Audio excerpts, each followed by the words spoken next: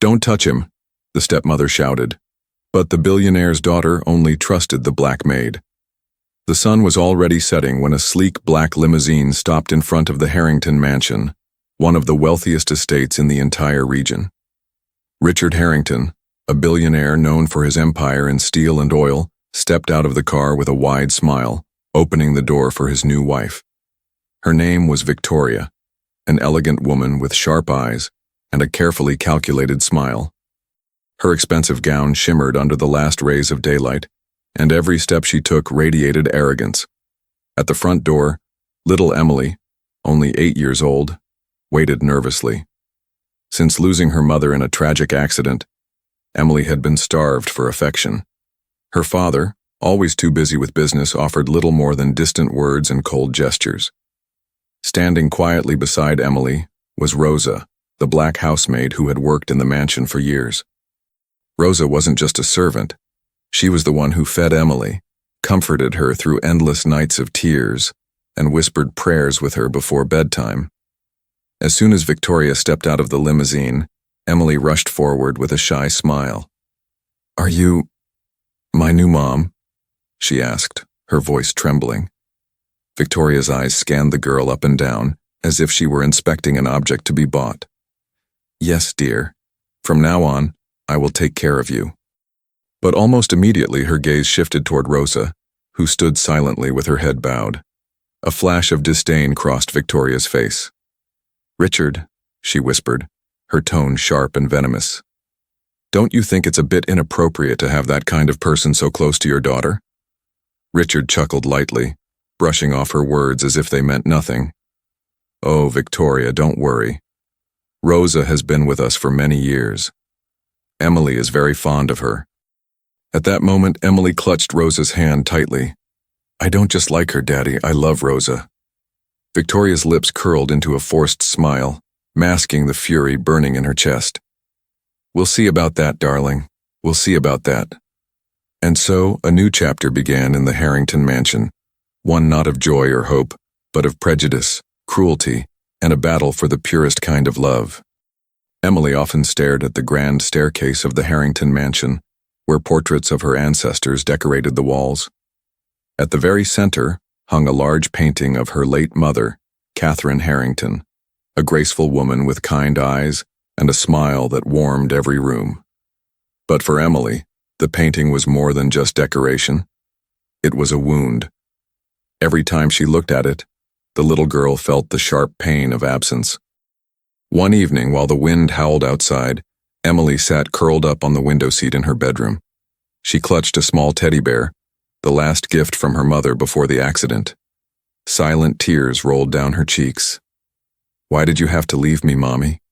she whispered to the night. Rosa entered quietly, carrying a tray with warm milk and cookies. She placed it gently on the bedside table and walked toward the child. "Emily, my sweet girl," Rosa said softly, kneeling down. "Your mama didn't leave you because she wanted to. Sometimes God calls good souls back sooner than we can understand." Emily threw herself into Rosa's arms, sobbing.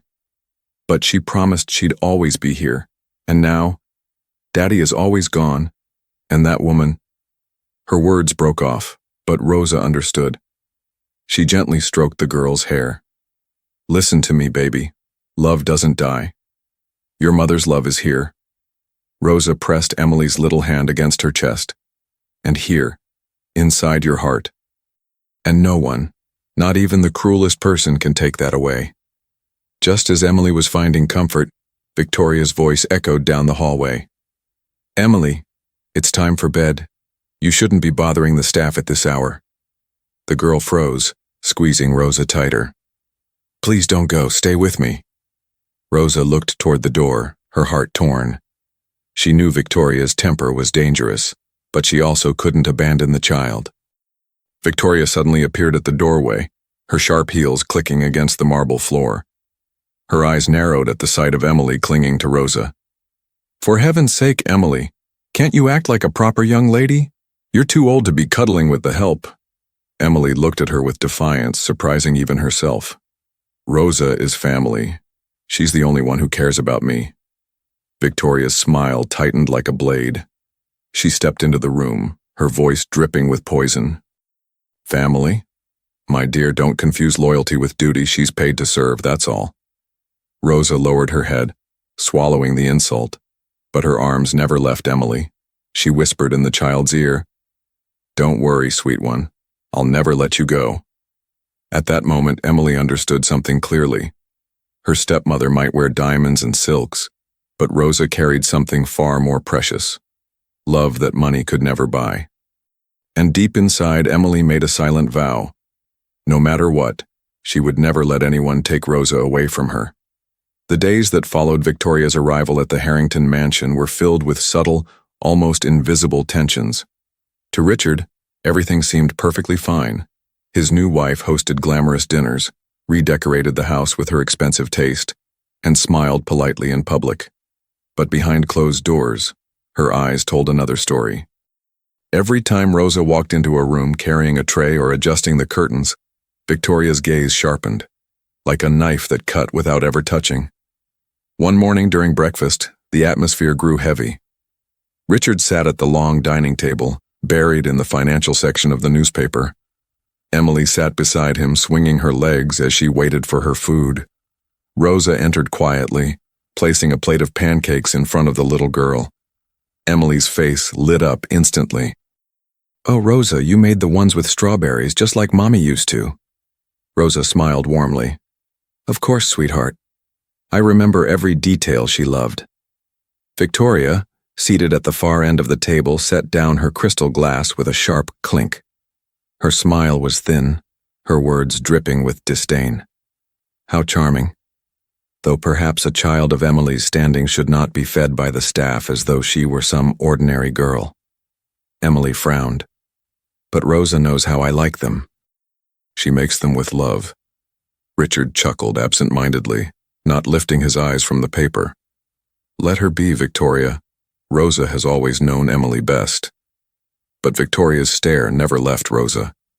Behind that painted smile was a storm of resentment, and Rosa could feel it burning into her skin. Later that afternoon, Victoria cornered Rosa in the hallway. Her perfume was strong, almost suffocating, and her voice was low, but cutting.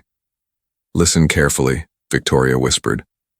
"You may think this child cares for you, but do not mistake affection for belonging. People like you don't belong in our world. You're here because we allow it. Nothing more." Rosa lowered her eyes, forcing her trembling hands to remain steady.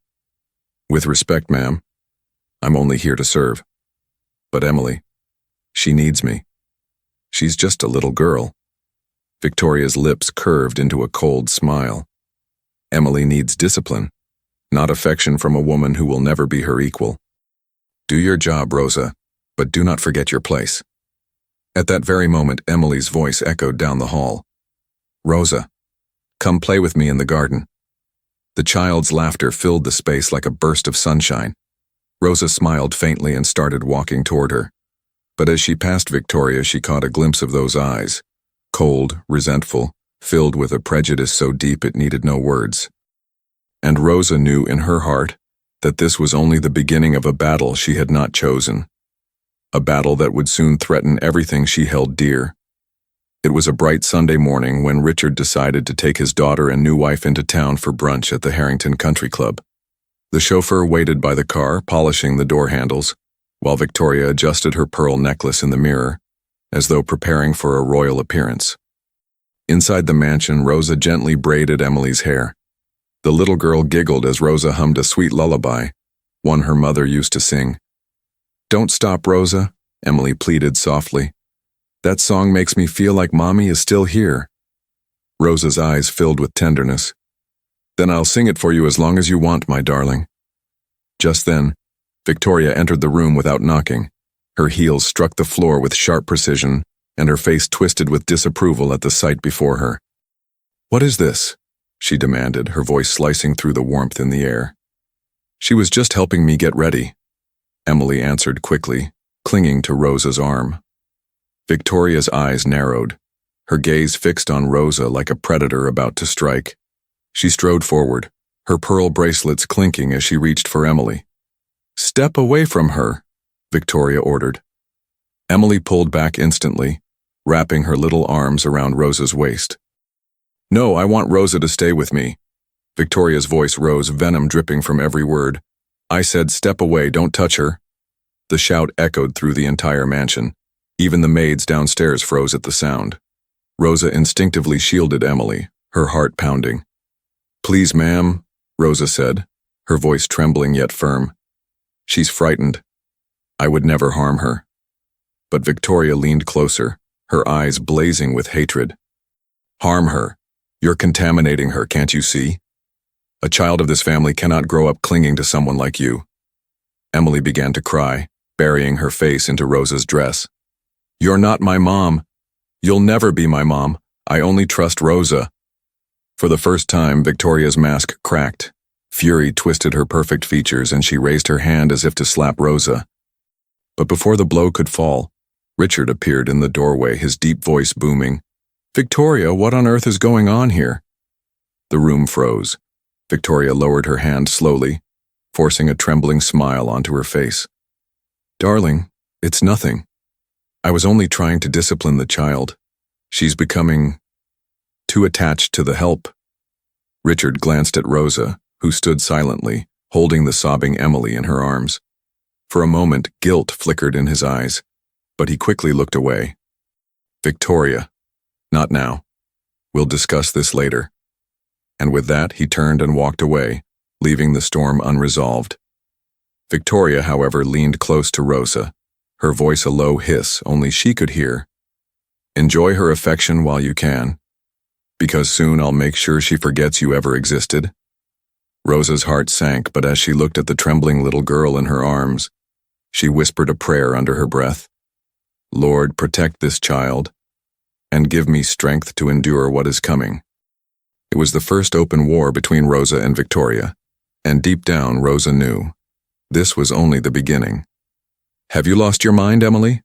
My child will not drink anything prepared by her."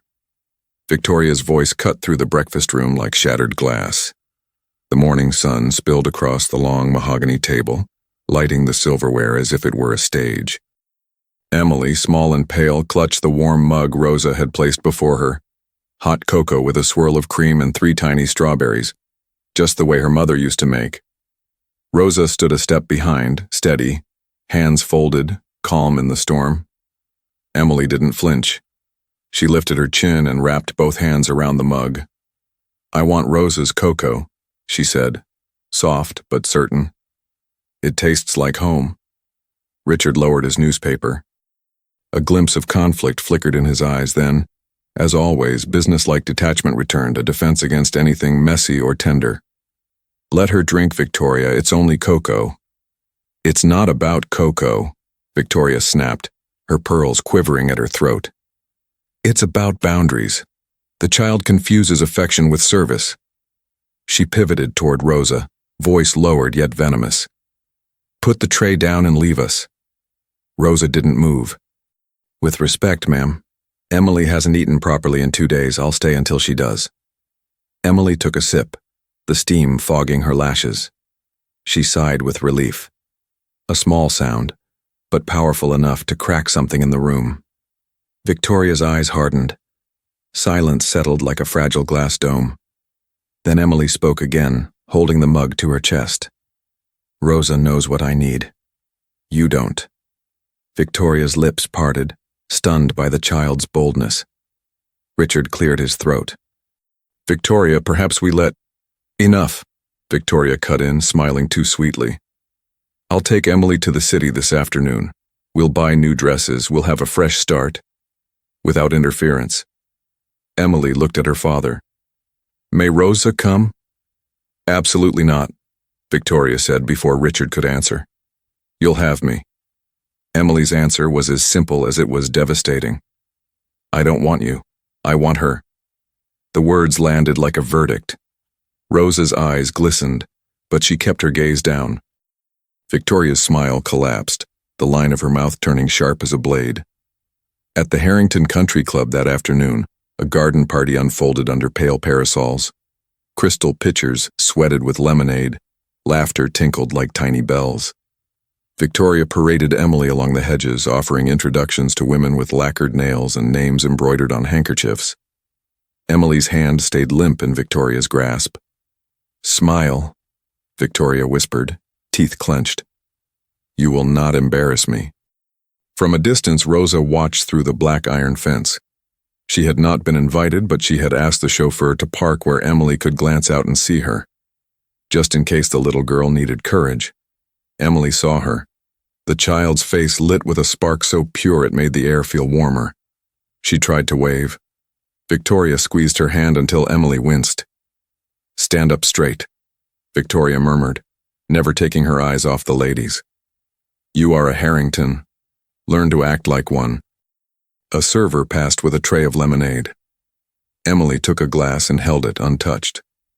After a minute, she placed it carefully on the edge of a planter and whispered, more to herself than anyone, "The heart doesn't choose color." Victoria heard. "What did you say?" "I said my heart doesn't choose color," Emily repeated, louder this time. "It chose Rosa." The nearby women fell into a hush, eyes bright with the thrill of scandal. Victoria's smile flashed, blinding, brittle, desperate. "Children say the silliest things," she chirped to the circle. "She's still grieving." One of the ladies, older, quiet with a kindness that had survived privilege, tilted her head. "Sometimes grief shows us who truly loves us," she said gently. Victoria didn't answer. She pulled Emily away, her steps quick, controlled. But the child dug in her heels. She turned, looked through the fence again, and found Rosa. Emily's face softened, relief, belonging, peace. She tugged free and ran. "Emily!" Victoria's voice cracked. "Come back here this instant." But Emily didn't stop until she reached the fence. Rosa stepped closer, keeping a respectful distance. "Are you all right, baby?" "I'm tired," Emily whispered, breathless. "Of pretending." Rosa glanced toward the manicured crowd. "You don't have to pretend to be loved." Victoria arrived, panting, fury flaring in her eyes. "Step away from the fence," she snapped at Emily. "Now." Emily shook her head. "If she can't come in, I don't want to be here."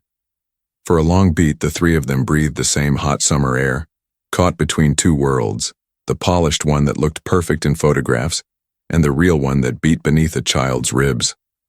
"Back to the car," Victoria ordered finally. "We're leaving." Emily stood still. Victoria's jaw clenched. She reached for the child's arm.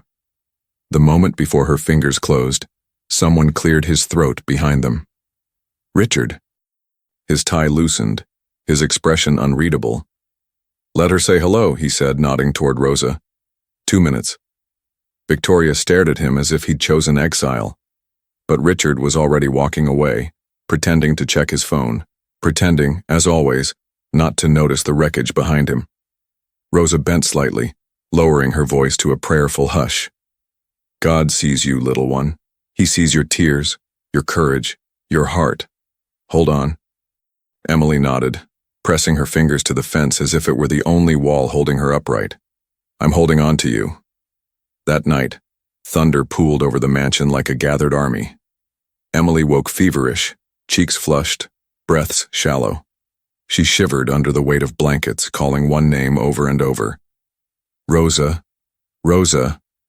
Within minutes, Rosa had a cool cloth on the child's forehead, a thermometer under her tongue, prayers whispered between steady instructions. Small sips of water. "Breathe with me, sweetheart, in and out." Victoria burst into the doorway, silk robe gleaming in the lightning. "Why is she in here? I told the night staff to alert me first." "She has a fever," Rosa answered, not looking up. "It's spiking." "Step away," Victoria said coldly. "Do not touch her medicine." Rosa didn't move. "If this climbs any higher, we call a doctor." Emily reached out blindly, fingers searching until they found Rosa's hand. She held it with surprising strength. "Don't go." Victoria's control slipped. "She is not your child." "She is a child," Rosa replied, "and she is scared." The lightning flashed again, In its brief, honest light, Victoria's face looked older, harsher, like a mask cracking. She wrapped the robe tighter, as if cold had crept into her bones. Richard appeared, hair disheveled, the storm reflected in his glasses. He took in the scene, his daughter burning with fever, his wife rigid and furious, Rosa steady as a lighthouse. "Stay," he said to Rosa, voice low. "Please." For once, Victoria had no immediate reply. She stepped back, swallowing the insult that reality had handed her. Hours passed. The fever broke. Emily slept, curled like a comma in the story of a long night. Rosa sat in the chair by the bed, head bowed, whispering, "Thank you, Lord." When morning thinned the dark, Victoria stood at the window watching dawn roll across the manicured lawn. Without turning, she spoke, voice flat. "You think you've won something, don't you?" Rosa tightened the blanket around the sleeping child. "There is nothing to win. There is only a little girl who needs to be loved." "Love," Victoria echoed, the word tasting foreign. "Love is leverage. You'll learn." Rosa looked at her, truly looked and saw it. A hollowness no diamonds could fill, a hunger that devoured tenderness before it could take root. "The heart doesn't choose color," Rosa said quietly. "It chooses truth." Behind them, Emily stirred, and half asleep reached for Rosa's hand. In that simple gesture, the battle line was drawn not with weapons or wealth, but with devotion. And for the first time, Richard lingered in the doorway long enough to witness it. His daughter's trust laid bare, the kind that no money could buy and no prejudice could break. He said nothing, but something small and stubborn shifted inside him, like the first creak of a locked door before it gives. By nightfall, the household had a new rhythm.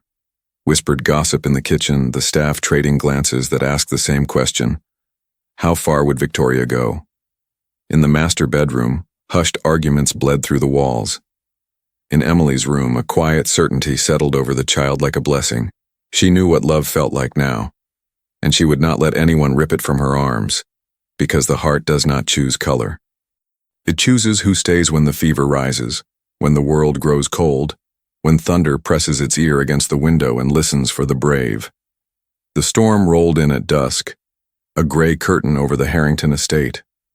By 9, the mansion had grown quiet, too quiet, like a stage set after the audience goes home. From the second-floor landing, Rosa moved softly, gathering laundry, checking on nightlights, pausing at Emily's door to listen for steady breaths. Down the corridor, a light glowed under the crack of Richard's study. The door, usually locked, was ajar. Rosa hesitated, then heard a voice, Victoria's, low and urgent. "I don't care what the paperwork says," she hissed into the phone. "I need those signatures by Friday. Once the custodianship is consolidated, I'll handle the child's access. The father is pliable." Silence. Rain pelted the windows. "No, not the old lawyer," Victoria went on. "Catherine left too many ties. We're doing this my way." A drawer slid shut. Papers rustled. Rosa stepped back into shadow, heart thudding. Catherine. The name felt like a bell rung in a church. Clear, sacred, impossible to ignore.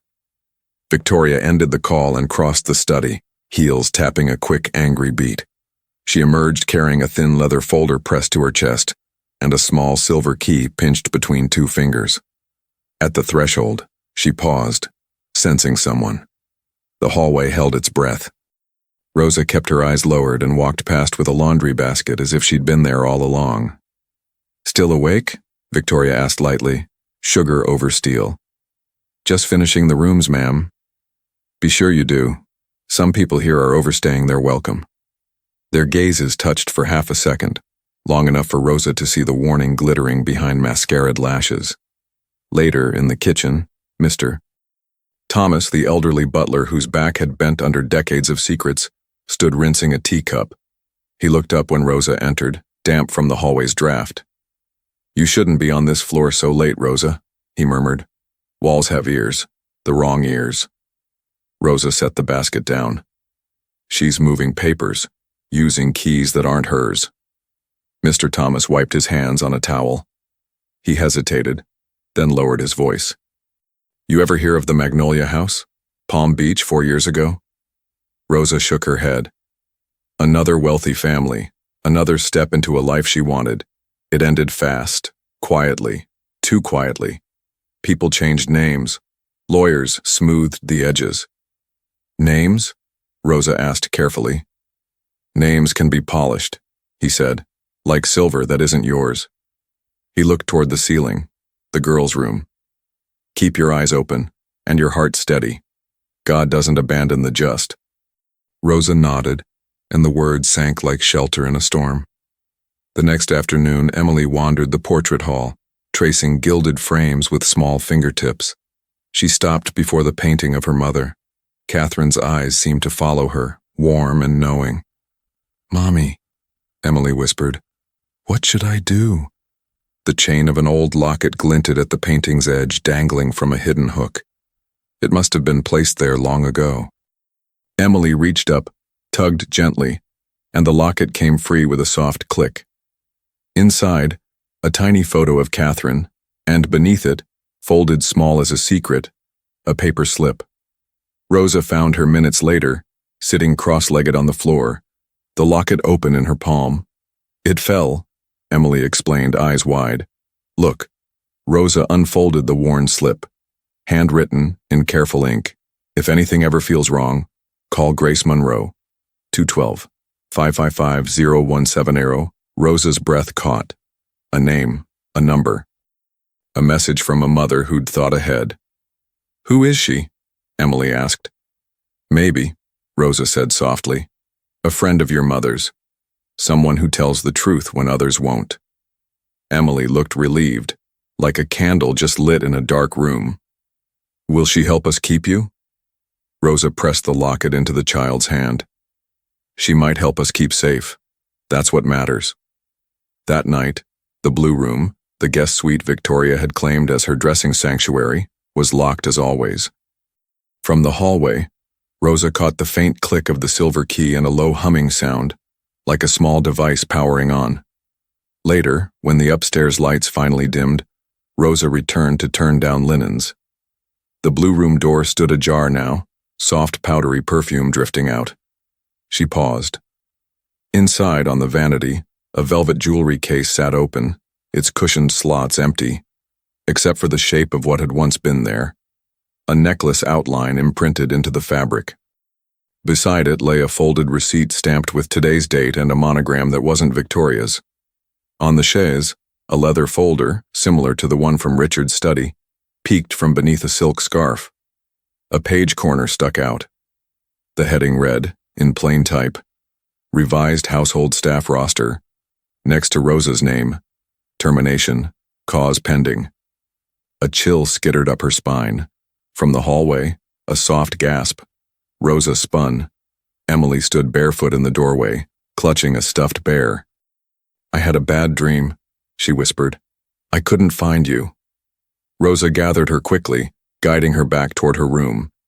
As they reached the hall's corner, voices rose downstairs, Victoria's and a man's, deep and unfamiliar. You're certain the cameras in Corridor B will be offline at noon? Victoria asked. As ordered, the man replied. Maintenance pretext. No footage between 12 and 1. Good. Then we're done here. Rosa's heartbeat stumbled. Corridor B ran past the laundry room and the staff lockers. She tucked Emily into bed and waited until the child's breaths grew even. Then, in the tiny staff lounge, she pulled out her old phone and, with trembling hands, took photos. The roster page with the termination note, the jewelry case, the receipt. She saved them to a folder named Truth. When she lifted her head, Mr. Thomas was in the doorway, face gray with worry. You heard the cameras, he said, not asking. Rosa nodded. Then tomorrow keep your locker empty, he whispered, and your faith full. Do you think she... I think evil never climbs the front stairs, he said softly. It takes the back hall and hides the climb. Watch the back hall. Morning came, dressed in gold, but the mansion felt colder. At breakfast, Victoria was all silk and smiles. She kissed Richard's cheek. patted Emily's hand, complimented the croissants. Only her eyes, glancing once at the hallway clock, told the truth. At 11:59, Rosa set a folded apron on the laundry counter and slipped her few personal items, the rosary, a picture of her grandmother, a bar of lavender soap, into her pocket. Her locker stood open, its metal mouth empty, as the maintenance light blinked red on the corridor camera. At 12:03, a shadow crossed the threshold of the staff wing. The soft perfume of magnolia trailed in the air. A hand in a silk sleeve placed something small and glittering on the top shelf of an unlocked metal box. The door swung shut with a practiced little sigh. At 12:10, Victoria's voice echoed through the corridor, perfectly pitched for shock. "What is this, Mr. Thomas? Call Richard. Now." By 12:15, a maid's whisper ran through the kitchen like fire. They found the diamonds. In Rosa's locker. Rosa stood very still, palms pressed together, eyes lifted for help she could not see but had come to trust. "Lord," she murmured, steady despite the tremor in her chest. "You see what is done in secret. Stand with me." In the doorway to the corridor, Victoria waited, satisfaction coiled behind the mask of outrage. "It seems," she said sweetly, "we finally have cause." And somewhere deep in the mansion, a phone began to ring, the sound of a choice approaching. The accusation spread through the mansion faster than the storm had the night before. They found the diamonds. In Rosa's locker. By the time Richard reached the staff corridor, the house had gathered itself into two quiet crowds, those who looked at Rosa with pity and those who didn't dare look at all. Victoria stood framed in the doorway, one hand at her throat as if catching a fainting spell that never came. On a linen-covered table sat a velvet jewelry case and a small satin pouch, its drawstring loosened just enough for light to catch on cold, white fire. "This is unthinkable," Victoria said, voice trembling with perfect composure. "Family heirlooms. Catherine's—" Richard's eyes hardened. He dismissed the staff with a glance, but nobody moved. Mr. Thomas stepped forward, his voice measured. "Sir, the corridor camera was down between 12 and 1. Maintenance ticket filed at 11:58. Victoria's lashes fluttered. How convenient for a thief to notice. Rosa kept her hands folded in front of her, as if in prayer. "Sir, I did not touch those jewels. My locker was empty at noon. Anyone could have—" "Enough," Victoria said sharply, then softened. "We must think of Emily's safety." Emily, the name landed like a plea. From down the hall, small feet slapped against marble. Emily burst through the throng and threw herself at Rosa, arms flung tight around her waist. "She didn't do it." Emily's voice wavered, fierce and frightened all at once. "Rosa would never." Victoria's smile froze. "Sweetheart, you're confused." "No," Emily said, chin lifting. "I'm not." Richard took a slow breath, eyes flicking from the diamonds to his daughter clinging to the woman accused of stealing them. He adjusted his cuffs like armor. "House rules are not suggestions," he said at last. "Until this is sorted, Rosa is suspended. Security will call the police. We will cooperate fully." "Richard," Victoria cooed, "we can handle this quietly." He shook his head, something in him tired of quiet. "We have a reputation. We follow the law." Victoria blinked, surprised to find the ground shifting under her feet. They put Rosa in the small sitting room off the foyer to wait, which felt a lot like being caged. "Mr. Thomas brought a glass of water and set it on the low table. He didn't sit. Respect kept him standing. "I saw her near the staff wing at 12:05, he said carefully. "Perfume before diamonds." "You could swear to that?" Rosa asked. "I could swear," he replied, eyes steady. "But they will say I'm old. They will say I misremember." Rosa nodded. "Truth doesn't age, Mr. Thomas." He gave a ghost of a smile. "No, it does not." When he left, she took out her phone, the old scratched one, and scrolled to the photo folder labeled Truth. The images stared back. The roster with termination cause pending, the jewelry case, the receipt stamped with today's date and a monogram that did not match Victoria's initials. Her thumb hovered over the keypad. She opened the locket note and dialed the number Catherine had left behind. "Grace Monroe," a woman answered, brisk and clear. Rosa swallowed. "Ms.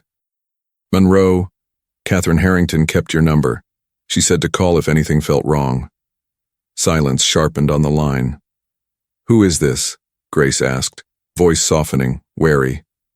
"Rosa, I care for Emily. They've accused me of stealing Catherine's jewels. Cameras were down.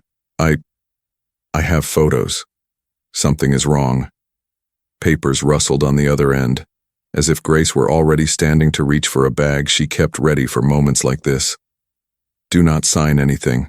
Say nothing else. I'm 20 minutes away." The call ended. Rosa bowed her head. "Thank you," she whispered. "Send help quickly." 2 officers arrived, one young and careful, one older, with a gaze that weighed worth before facts. The older one read from a small notebook, while the younger photographed the locker, the pouch, the case. Name? Rosa Almeida. How long employed? 6 years.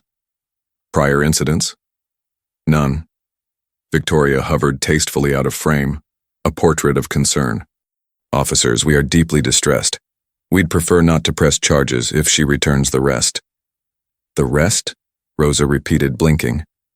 "The necklace is here," Victoria said, gesturing gracefully to the pouch, "but the matching earrings are missing." Mr. Thomas stiffened. He looked at Rosa. Rosa shook her head once. "We'll inventory the safe," the older officer said, "but this is more than enough to make an arrest." "Fingerprint the pouch," Rosa said quietly, "and my locker handle." The officer's mouth tilted, unimpressed. "Labs take time." "Truth can wait," she replied. "A lie cannot." For a heartbeat, his expression faltered. Richard appeared, flanked by the head of security, a man whose badge shone and whose eyes slid away from questions. "Officers, anything you need," Richard said. "We'll cooperate." "We'll need the maintenance ticket for the camera," the younger officer added, "and the work order." Security cleared his throat. "System glitch. Logged automatically. We're already investigating." Mr. Thomas spoke up, holding a paper form, his old-fashioned log lined with neat handwriting. The request was made verbally at 11:58 by Mrs. Victoria Harrington. Victoria's smile didn't move, but her hands laced tighter. "I asked for lighting adjustment. The camera went down by mistake." Emily slipped into the doorway, eyes red and stubborn. "You're lying," she said, small voice ringing like a bell in a quiet chapel. "Emily," Richard warned. "If you take Rosa," Emily cried, tears spilling, "I'll tell Mommy's friend, I'll tell Grace." Victoria turned so slowly it felt like a statue creaking. "Grace who?" Emily clamped her lips shut, suddenly aware she'd said too much. The older officer nodded to the younger. "Let's move." He stepped toward Rosa, cuffs in hand. "Ma'am, turn around." Emily flew forward. Richard caught her mid-lunge, lifting her off the ground as she kicked and clawed to reach the only person who had ever stayed through the night. "Daddy, don't let them," she sobbed. "Please." Rosa kept her eyes on the child. "Look at me, little one. Breathe." The cuffs clicked. Rosa flinched, not from metal but from memory. Every door she'd ever had to knock twice just to be seen, every room where love had to prove it belonged. Victoria leaned in, voice low enough to hide inside the chaos. "You don't belong here." Rosa's answer was soft and steady. "Love belongs anywhere God sends it." The room quieted, as if the house itself had exhaled. They walked her toward the front door. Staff parted like water, making a path for a stone that should never have been thrown. On the foyer table, a vase of white lilies tilted, one petal dropping like a quiet tear. The butler stepped forward, blocking the threshold with old bones and new courage. "Officers," Mr. Thomas said, "House counsel is on the way." "She can meet us at the precinct," the older officer replied, impatient. "No," said a woman's voice from the doorway, crisp as the first page of a legal brief. "She'll meet us here." All eyes turned. A tall, composed woman in a rain-dark trench coat stepped into the foyer, flashed a card. Grace Monroe, attorney of record for the late Catherine Harrington and, by extension, matters involving her child. Victoria's poise thinned. This is a private family moment. Grace didn't look at her. She looked at Rosa, cuffed and calm. You did the right thing calling me, she said. Then, to the officers, before you remove my client from this property, you will inventory all items, preserve the scene, and collect prints. On the pouch, the locker, and the blue room vanity where the empty jewelry case was left open. The younger officer glanced at the older. She's not our client, the older murmured. She is now, Grace said. And you are on notice. If you move her without following procedure, I file today. The older officer's jaw worked. He gestured to the younger. Bag it. Full prints. Grace turned to Richard at last. Mr. Harrington, we also need access to Catherine's private files, including any guardianship letters and prior legal counsel notes. There's a history here you've been too busy to see. Richard flinched as if struck. He looked at Emily, crumpled and wet-cheeked in his arms. He looked at Rosa, the person his daughter chose when fever burned and thunder pressed against the windows. Do what Ms. Monroe asks, he said quietly to security. All of it. Victoria's laugh was soft and dangerous. Richard, you cannot be serious. I am, he said, and there was something new in his voice. A door finally unsticking from its frame. This is my house. And that, he added, nodding toward the cuffs on Rosa's wrists, is not how we treat the people who hold it together. For the first time since she had walked into the mansion, Victoria's certainty fractured. Grace lifted her chin, eyes narrowing, Hunter's focus settling.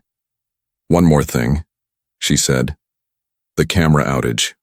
I want server logs, the maintenance ticket, and the name of anyone who touched that system between 11:55 and 1:05. The head of security shifted his weight. It was an automatic update. Grace smiled without warmth. Wrong day for automation. Outside, sirens thinned into the distance. Inside, the air changed, the way a church feels in the pause after a prayer, before the amen lands. The older officer uncuffed Rosa with a sigh that sounded like a habit breaking. You're not cleared, he said gruffly. You're not arrested. Yet. Nobody leaves the property. We weren't planning to, Grace replied. We have truth to collect. Emily slid from her father's arms and ran to Rosa, burying her face against the familiar fabric that smelled like lavender and hope. Rosa wrapped her gently, a harbor after a hard sea. Victoria stood very still, diamonds flashing at her ears like tiny lies. You will regret calling her, she told Richard. Grace's phone buzzed. She checked the screen, then looked up, eyes bright. Interesting. Catherine's former accountant just sent a file she labeled Magnolia. Mr. Thomas's breath caught. Hey, Palm Beach, he whispered, barely audible. I told you, Magnolia. Grace nodded once, a blade sharpening. Chapter 8 begins now. And the house. Every portrait, every polished surface, every hidden corridor, seemed to lean in closer, as if it, too, were ready for the light. By dusk, the mansion had a new center of gravity. The library. Grace Monroe laid out folders on the oak table like a general setting maps before a battle. Richard stood near the window as if the world outside could spare him the inside. Victoria took the end chair, pearls bright, mouth brighter. Rosa remained by the door, quiet as prayer. Emily clutched her stuffed bear, the one with the little heart sewn into its chest. We start with Magnolia, Grace said, tapping a thin flash drive. Palm Beach 4 years ago. She opened the file. Photocopies, notarized pages, clipped news pieces with smiling faces and heavy captions. Philanthropist marries socialite Valerie Moore. Another. Nanny dismissed after jewelry disappears. And then smaller, almost buried. Camera outage blamed for lost footage. Mr. Thomas's voice belonged to the room before anyone else's. Valerie Moore, he repeated softly. Magnolia perfume. I remembered the scent. Grace slid a page to Richard. A signature looped in elegant ink. V. Moore. Your wife used this name in Palm Beach, Grace said. The timeline matches. Rapid courtship, quick marriage, attempt to revise guardianship over a child, security glitch, accusation against the caregiver. She turned another page. Charges quietly dropped. Payouts to a private security contractor. 2 wires. Same account name as your head of security's old company. A brittle laugh clicked from Victoria. Conspiracy boards would adore you, Ms. Monroe. Grace didn't look at her. She looked at Richard. Where is the master key for the staff lockers? Richard glanced at Mr. Thomas. The old butler lifted his key ring. 1 brass key hung alone. We kept 2, he said. 1 here, 1 missing for a week. Victoria's smile grew sweeter, as if sweetness could keep the wolves away. Perhaps the thief took it. Grace turned to the head of security. Server logs. Now. He hesitated, then set a tablet on the table. Grace scrolled. Camera corridor B, manual override at 12:01 p.m. Not a glitch, an admin command. Origin, Blue Room device, MAC address registered to a vanity tablet. She looked up. Your dressing suite. Victoria's lashes blinked once, slowly. A coincidence. There's more, said a voice from the doorway. Miguel, the junior IT tech, clutched a thumb drive with both hands. The maintenance ticket wasn't automated. Someone typed it from the Blue Room. It used a profile called V. Moore. Richard's gaze slid to Victoria. For a moment, the distance between them felt like a canyon he could finally see. Grace held up another slip of paper, the jewelry receipt Rosa had photographed. This pickup signature, V. Moore, time-stamped 11:40 a.m. today. She placed the magnolia signature beside it. The loops were twins. Victoria's tone went mother-soft, almost pitying. You're frightening the child with paperwork. All at once, Emily stepped forward, bear tucked under her arm, courage tucked into her small shoulders. I'm not frightened, she said, voice steady. I want to help. Grace crouched to her height. What do you want to tell us, Emily? Emily pressed the little heart on the bear's chest. A soft chime sounded and then, clear as a blade, Victoria's voice from earlier echoed into the library. Cameras in corridor B will be offline at noon. A man's reply. As ordered. Victoria again. Good. Place it on the top shelf of the unlocked metal box. The room stilled. Even the chandelier seemed to listen. Richard paled. Where did you get that? Emily's fingers tightened on the bear. Mommy gave him to me. She said it could remember voices if I pressed the heart. I was hiding in the linen closet at lunch because I didn't want to go to piano. I pressed the heart by accident. It recorded them. She looked at Rosa. I thought the voice was a bad dream, but it was real. Victoria's chair scraped back an inch. Anyone could fake audio. Grace hit play again. A new line slashed the quiet. A faint click, the sound of a locker door sighing shut, then the breathy whisper of perfume-laced victory. Miguel lifted his head. That click, that's the model we use. The latch has a distinct spring. You can match it. Grace straightened, all warmth gone. Officer? She called toward the foyer, where the older cop lingered with his partner, reluctant to leave. We have corroborating audio, server logs indicating manual camera disable, a missing master key, and a receipt signed with an alias linked to a prior, nearly identical incident. The older officer stepped in, jaw set. We'll need to seize that bear. Emily hugged it tighter, eyes flooding. He's all I have of Mommy. Grace touched the child's shoulder. They'll borrow him and bring him home, like a library book, just for a little while. Rosa knelt beside Emily. I'll keep his pillow warm, she promised. He'll come back. Emily nodded reluctantly and placed the bear into the evidence bag with the tenderness of someone handing over sunshine. Grace turned back to the head of security. Your access card was used in the staff wing at 12:07 p.m. Where were you? He swallowed. Boiler room. Miguel looked at the tablet. No, sir. Boiler room ping is 12:14. You were near Corridor B at 12:07.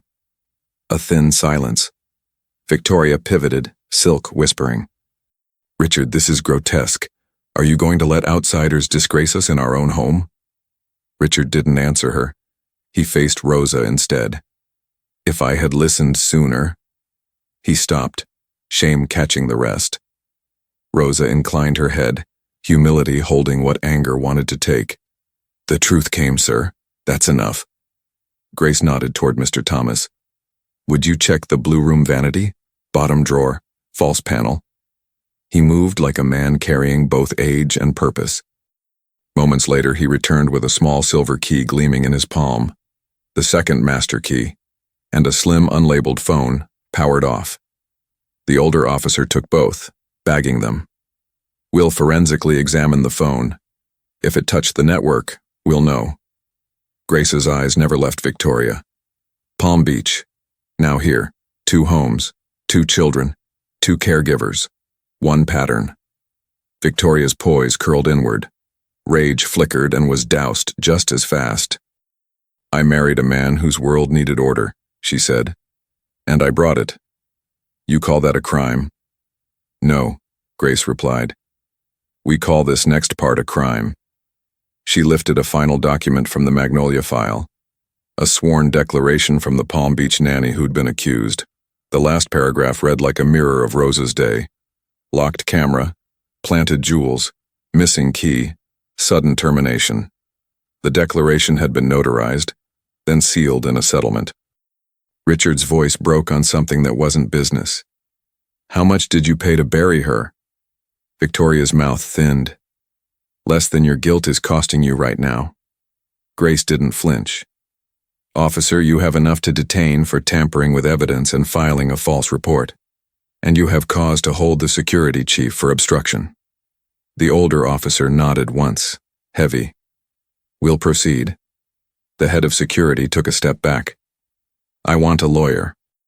You'll need a good one, Grace said. Victoria stood. The room seemed to tilt toward her and away at the same time. Richard, think about your name, your company, your daughter's school. Are you truly willing to? I'm willing to protect my child, he said, and the finality in his voice sounded like the click of a door locking from the inside, keeping something precious safe. He looked at Rosa, and the person she trusts. Victoria's eyes flashed with a last, reckless dare. You'll regret this. Grace gathered the files, edges aligned like a verdict. Justice doesn't mind being late, she said quietly. It minds being denied. Rosa exhaled, a tremor of relief breaking into gratitude. God does not abandon the just, Mr. Thomas whispered, old hands steady again. Emily slipped her small hand into Rosa's. We're almost safe, aren't we? Rosa squeezed back. Almost, baby. Outside, sirens approached, not the kind that steal you away, but the kind that say the next chapter has arrived. And for the first time since the new wife stepped from the limousine, the Harrington house felt like it could breathe. Thunder did not roll that night, but judgment did. The officers returned just after sunset with a quiet firmness that made the chandeliers seem to stand at attention. The older cop carried a small evidence box. The younger had a printed report. Grace Monroe waited by the library doors, files squared like shields. Rosa stood behind Emily, one hand resting lightly over the child's small, steady heart. Mrs. Victoria Harrington, the older officer said, voice even. We are detaining you on suspicion of filing a false police report, tampering with evidence, and conspiracy to obstruct an investigation. The pearls at Victoria's throat stilled. For a breath, the mask held. Then her laugh cracked like thin ice. On suspicion? In this house, Richard? Go with them, Richard said, not meeting her eyes. We'll do this the right way. The right way? She spat softly, finally letting the rage show. You wouldn't know the right way if it wore your name. Grace stepped forward. You'll be processed and released pending arraignment, barring additional findings. And there will be findings. The head of security edged toward the hallway. The younger officer intercepted him.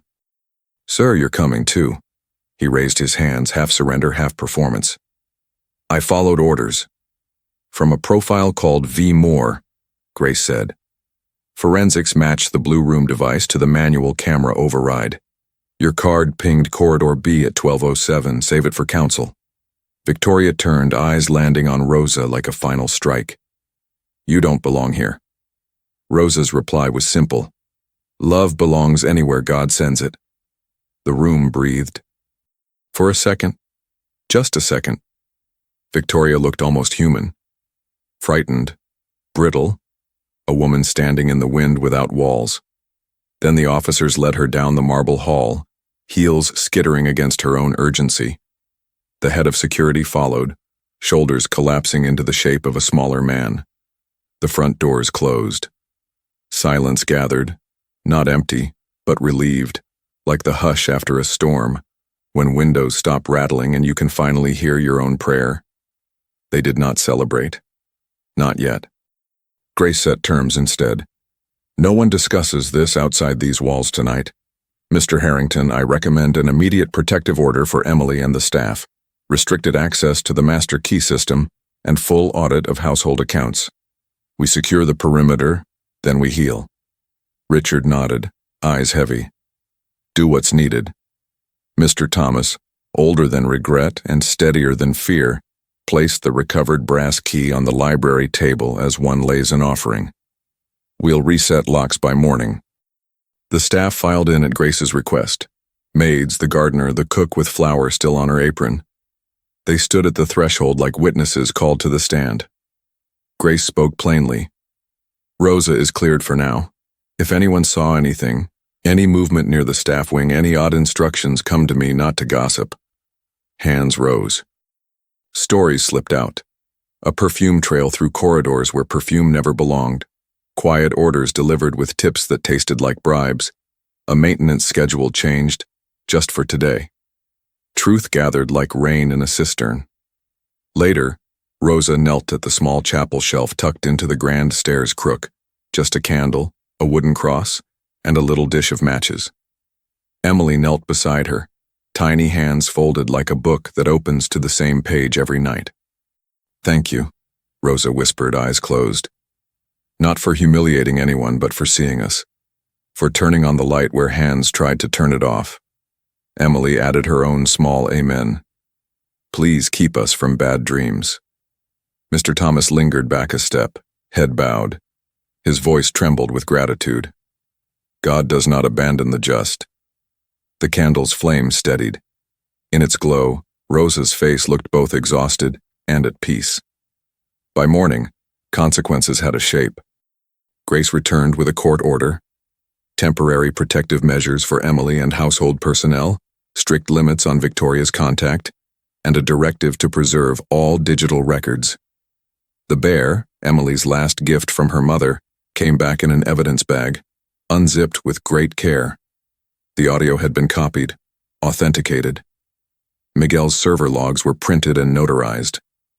The head of security resigned, effective immediately, which saved him from being fired only in the narrowest sense.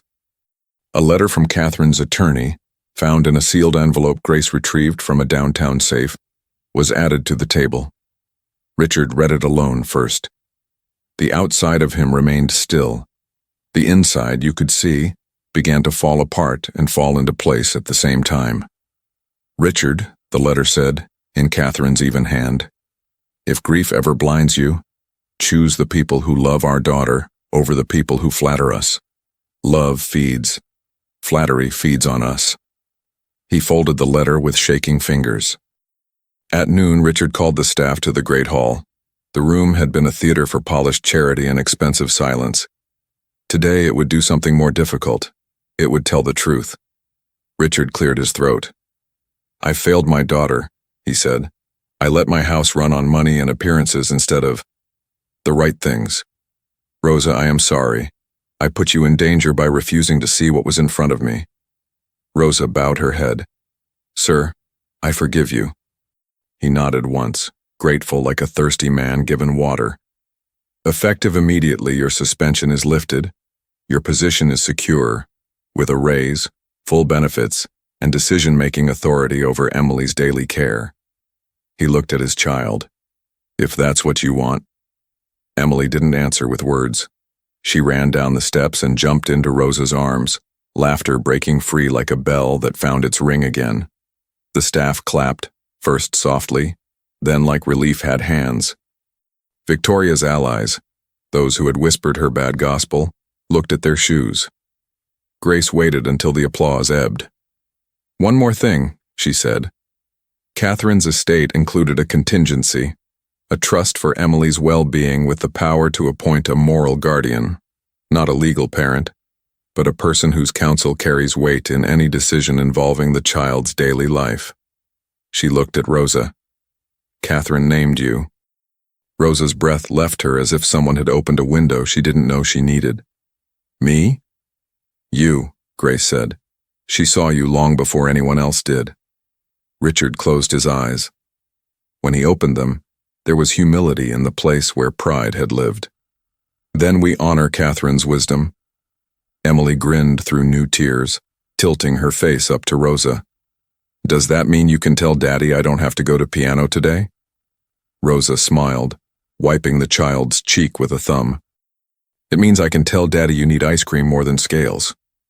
"Approved," Richard said, voice rough with a smile that finally meant something. A double scoop. Justice did not stop at the mansion's iron gates. News found its own legs. The country club's ladies, who had once hung on Victoria's every curated word, stopped returning her messages. The private school board, fearful of liability, quietly postponed her philanthropy luncheon. The fragrance house that named her its local ambassador, Magnolia, of course, sent a polite email cutting ties.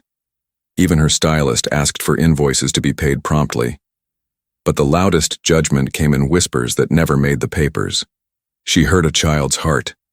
In the world Victoria worshipped, sins against money were scandal. Sins against innocence were exile.